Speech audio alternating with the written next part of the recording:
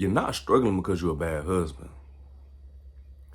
What if the real issue is what you've been letting in and you didn't even realize how it was shaping you? Man, I had to check myself recently because I realized that I've really been consuming a lot of different things, like videos about how to be a better man, videos about marriage, videos about what my wife should be doing. And the funny thing about it, I didn't even realize it at the time, but I was allowing all those things to get into me. It wasn't just what I was watching. It was how it began to shape how I was thinking. Okay, for example, let's say you're on social media and you start seeing a bunch of different women. Not in a sexual way or anything like that, but they're talking and you just begin to listen to what they're saying. And yeah, maybe she your type, but she's talking about everything that a good wife does or should do. She's talking about everything that she does in her marriage. Or better yet, she's talking about everything that she would do if she were to be married. And you start listening to her. You start taking in the way that she thinks. And because she looks good to you, what she says sounds good as well. And over time, you begin to compare your wife to this woman. This woman who's a completely different woman than your wife. She thinks completely different than your wife does. And she just handles and does things completely different than your wife does or handle things. And then you slowly begin to think, man, my wife, she don't do that. But I would really love if my wife started doing this. My wife should be doing this. Instead of focusing on your wife and even telling her the things that you would like, you kind of start pulling back. You kind of stop showing as much grace. You start being a little less patient. And then you start being a little more critical and critiquing. And see, now you're not showing as much love as you once were because you're keeping track of what she's not doing. And because you're keeping track of the things that she's not doing, it's giving you reasons not to like her. And see, now you're starting to feel like, man, I'm falling out of love with her. I don't love her like I used to. You're starting to fall out of, or you think that you're falling out of love with your wife now. Now understand, that didn't just come from anywhere. It's what you was allowing in. Because trust me, this exact thing happened to me.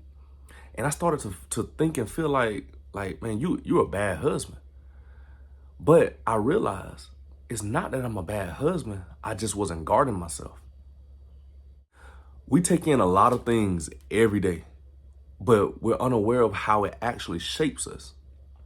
And then when we look up, we're asking why I feel so off. Why don't I have much patience? Why does my home feel off? I feel no love. That's not random. Think about it. Your attitude, your thoughts, what you believe, all those things turn into actions. And your actions turn into your way of living. And see, all of it traces back to what you've been feeding. And this is the part we tend to miss. We get so busy trying to fix our actions that we don't protect what's feeding them. Because at the end of the day, above everything else, you've got to guard your heart. You got to. And I'm gonna let you know the way that I learned to do that. First, I had to learn how to start filtering what I let in. I had to filter. Because not everything deserves access to you or your mind. I'm still learning. Like I'm still going through this process. I slip up sometimes. Sometimes I still watch something that may be funny or something, but it's not necessarily good for me to watch. It may trigger a thought or something like that. So I'm still learning this. Listen, I'm not saying don't enjoy yourself. I'm not saying don't watch anything that's entertaining. I'm not saying that at all.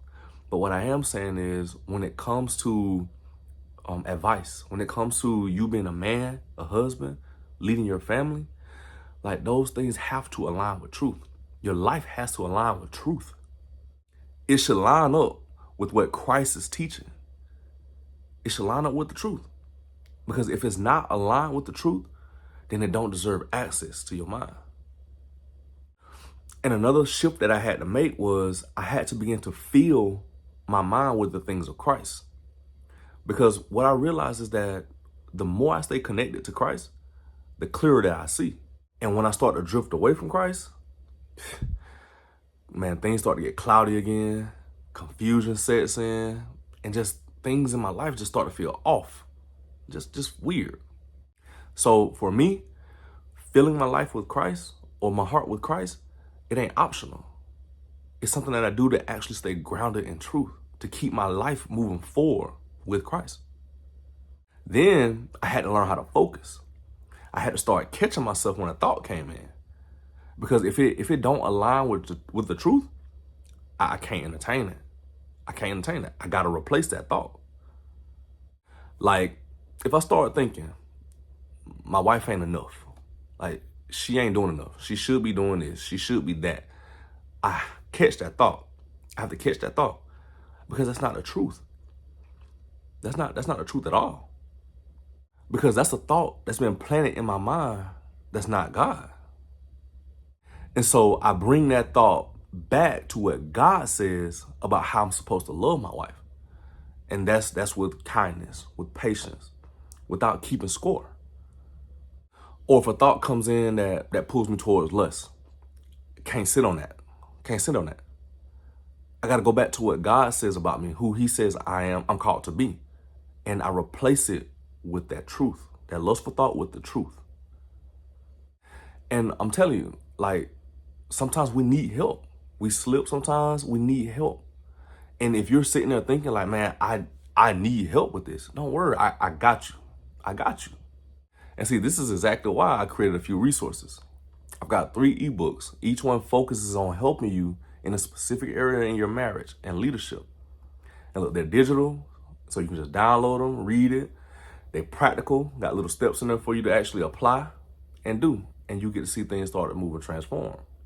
So if that's where you are, go ahead and check the link in the description. And also, I'm working on something a little bit deeper. It's one-on-one coaching for the men that are really serious about this. Becoming a better husband, better father, better leader, all around wanting to make their family stronger. So that's coming soon, and I want you to stay connected now, because you don't have to do this alone. You got to figure it out by yourself, man. And if you're sitting there right now and you feeling that on the inside of you, like, yeah, this is me, he talking to me. Understand, you don't have to stay stuck in this, man. You don't have to stay stuck. You can turn back to God right now. And even if you don't know Christ, you can get to know him right now. Just talk to him. Be real. What's on your heart, take it to him. Let that realness in your heart come out to him. Tell him what's on your mind. Believe that he's real. Believe that Jesus died for you. He died for you on the cross. He died for your sins. And he got up 3 days later. He's still alive. So that's the way we talk, so we can communicate, because he hears you. Ask him to forgive you. Ask him to help you change. And let's start following Christ for real, so he can turn us into the men that we need to be. And I'll be the first to tell you, bro, it's not going to be easy. It's not going to be easy. But I guarantee you, Christ will help you become that man, that husband, that father, the all-around leader that he's called you to be. It just starts with going back to him or coming to Christ. And for me, when I stopped letting the wrong things in and started guarding my heart, one of the first things I began to notice was peace. It's like, a mental weight was lifted off of my head. I wasn't really looking at my wife sideways anymore. Like, I wasn't constantly evaluating her. I wasn't having expectations or putting expectations on her that weren't godly. And I became less critical of my wife. And see, for me, that was a big one. Being critical and critiquing her about every little thing, like that happened less. And what began to happen instead was my eyes began to open to who she actually is. And when I started to see who she is, what she brings, like who she is, I became far more attracted to her. I became more open more present, more patient with her.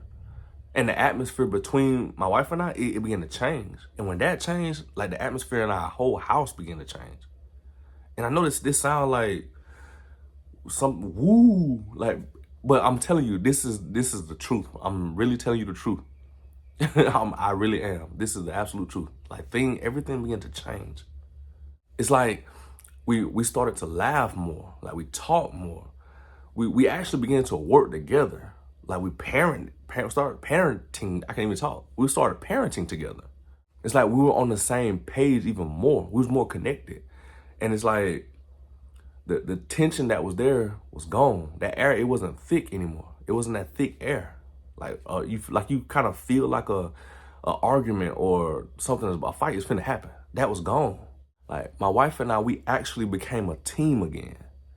And spiritually, I was more aware of how good God is. And his grace, it's like I felt it deeper.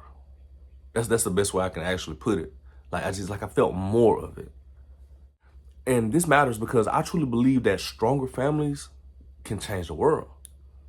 But it starts with the man. It starts with you as a husband, as a father, as the leader of his home. When you begin to get stronger, your family's gonna follow you. And see, now you're in alignment with Christ.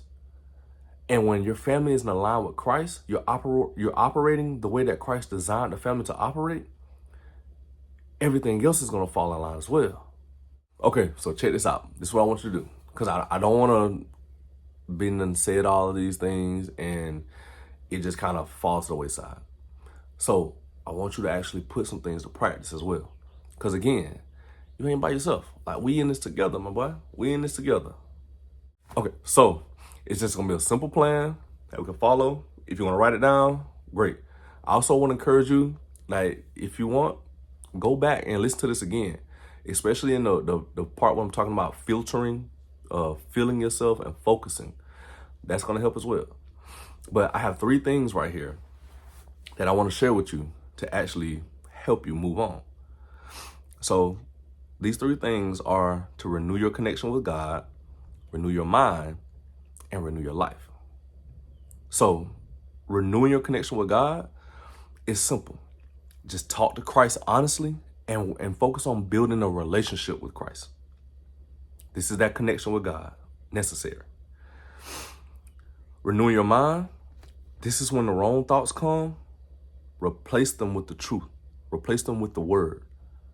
You need to know what God's word is saying about these certain things in your life. That's how it's going to be able to change as well. So, and that's how you're going to be able to replace the thoughts, is by having the right or the correct things to change it out with. And the last one is renew your life. You have to be patient. You have to be patient. And because the way God works is he starts on the inside first. So you have to allow that inside to begin to change first. And then it's going to come to the outside. So work on who you are. Focus on you. And things are going to begin to turn. So as you're letting these things happen, you're learning, renewing your connection with God. You're renewing your mind, renewing your life. Watch how you start to become the kind of man that honors God.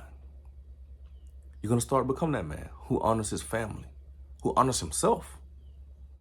And I always, always, always want you to remember that a stronger family starts with a stronger you.